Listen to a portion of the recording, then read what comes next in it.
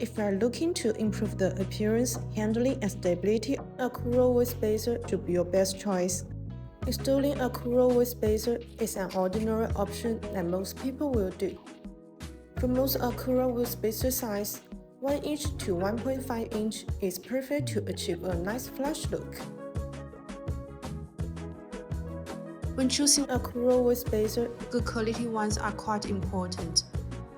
Good quality spacers must be made of good material. The industry-recognized material for BONOSS wheel spacer is aluminum alloy, usually two types of aluminum alloy, 6061T6 and 7075T6.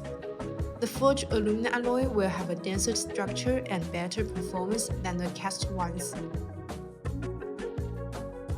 A hub-centric spacer is designed with a step that provides a more precise alignment between the spacer and the hub assembly. This precise alignment ensures a tight and secure connection, reducing the failure of spacers caused by inaccurate installation. This not only makes the installation process easier, but also significantly improves the reliability and longevity of the connection. That's all for today's video. If you have any questions about BONOSS wheel spacers, please leave your comments below. See you next time. Bye bye!